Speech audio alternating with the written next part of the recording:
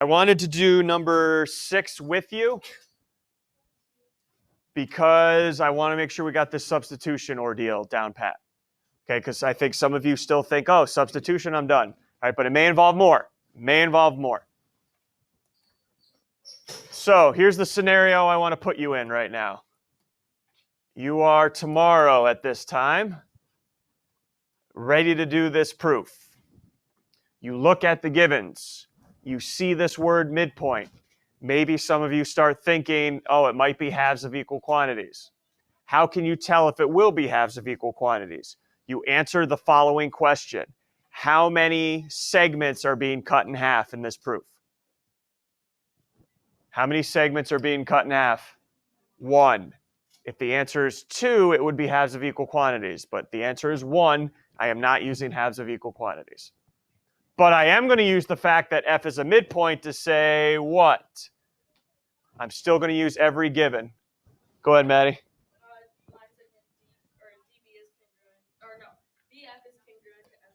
BF is congruent to FC.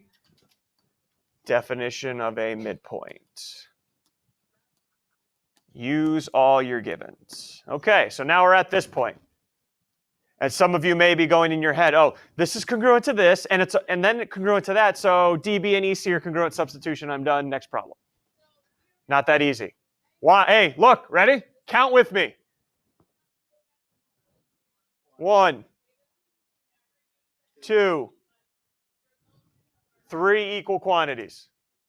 There's more than one substitution going on. Okay, more than one. All right, so let me start here now with these two. Do you see any repetition of line segments with those two givens?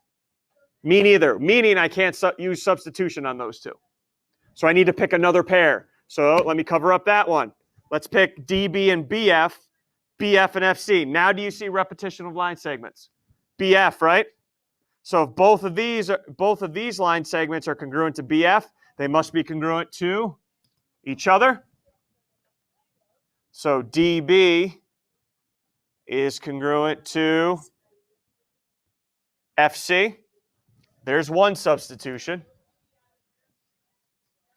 Now, you did not have to start your proof like that. See how I use those two guys? Use those two? Watch, ready? Let's say you didn't notice that and you noticed those two and you saw CF repeat itself. That's going to be a brand new statement down here that's going to be still true. All right? So we've used 2 right there. I have yet to use all my givens, though. I haven't used this given at all. Every given will be used. And take a look at that and the statement you just wrote. What line segment repeats now? FC. So that must tell me that DB is going to be congruent to CE. And look at that. That's our proof statement. A second substitution.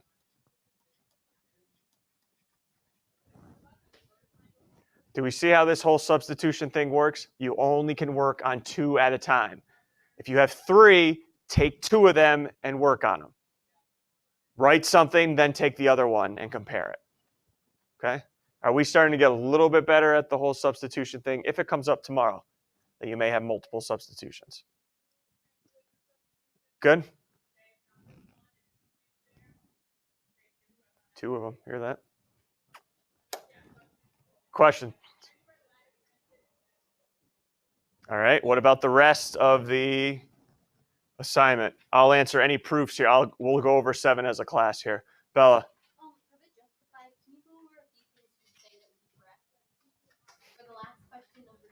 Okay, I'll get there in a second. Anything else on the proofs? Yes, Andrew.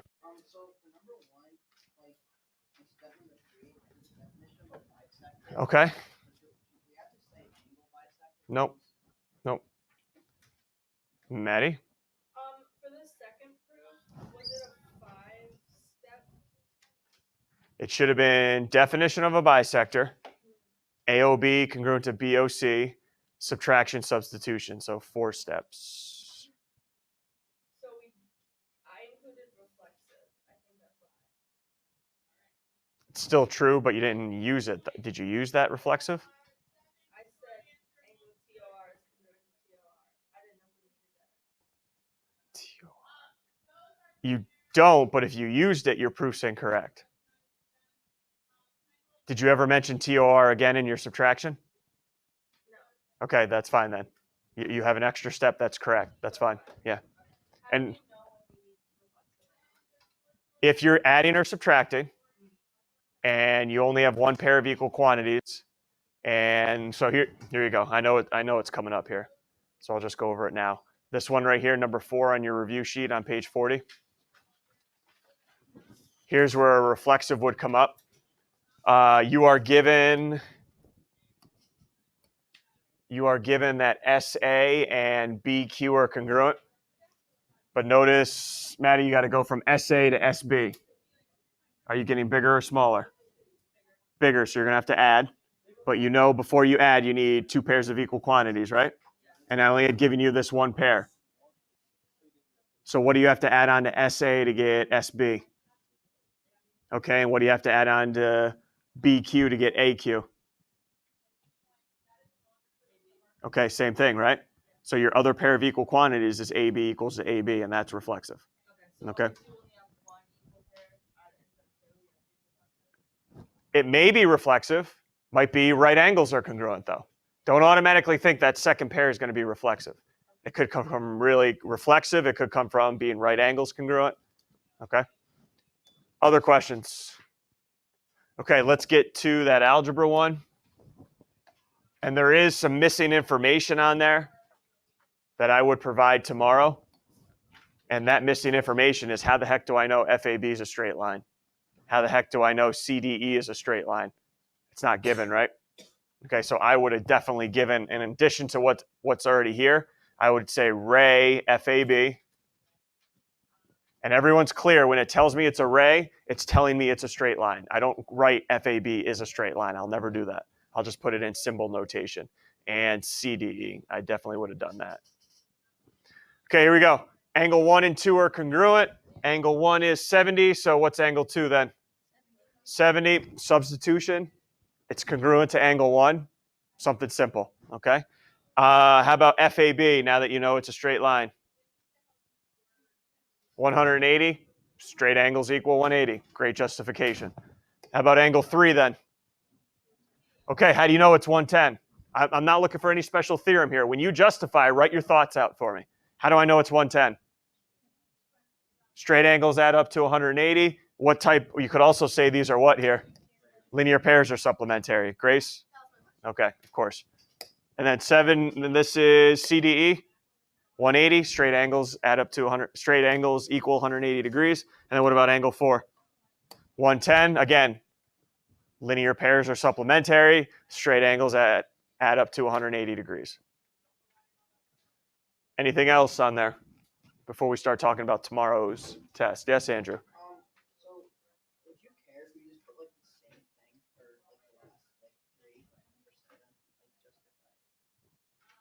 Like I just put straight angles equal 180. That's fine. I'm all right.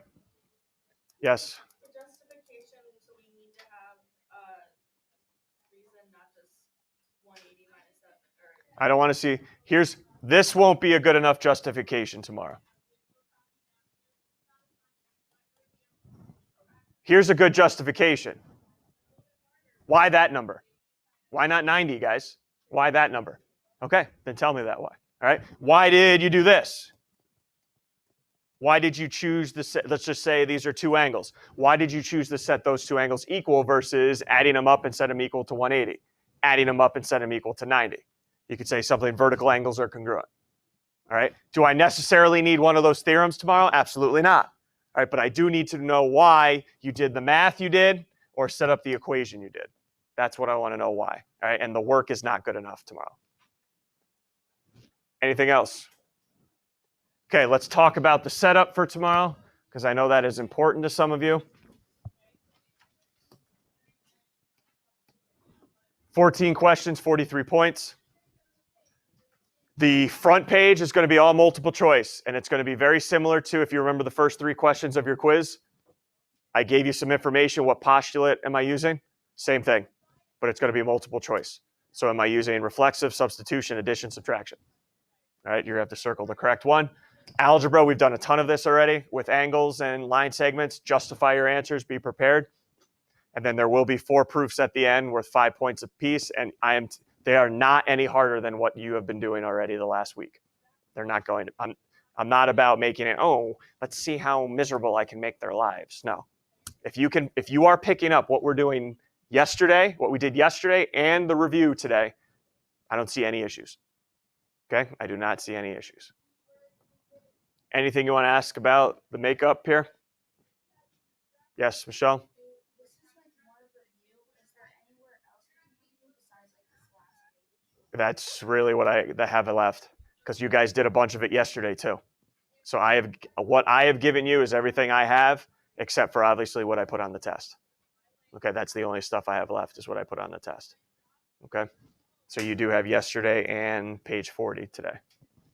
Speaking of the review, if you go to page 40, if you're not there already, there are a bunch of proofs and I believe some algebra questions on the following page.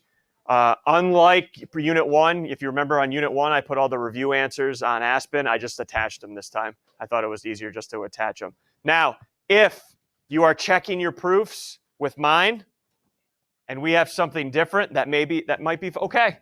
Proofs can be done different ways, different order. Call me over. Hey, is this way okay? Not a big deal. Is this reason okay? Not a big deal. Just call me over while you're working today. Questions, comments, any concerns before I let you go on let you loose? So tomorrow, remember, yes, we do get out early, we go home early drill, but they're taking, like 1 or 2 minutes off of every period. They're not taking 15 minutes off of 8th period. So you'll have probably 41 minutes to do the test tomorrow, which is fine. All good? Okay, get to work. Here we go.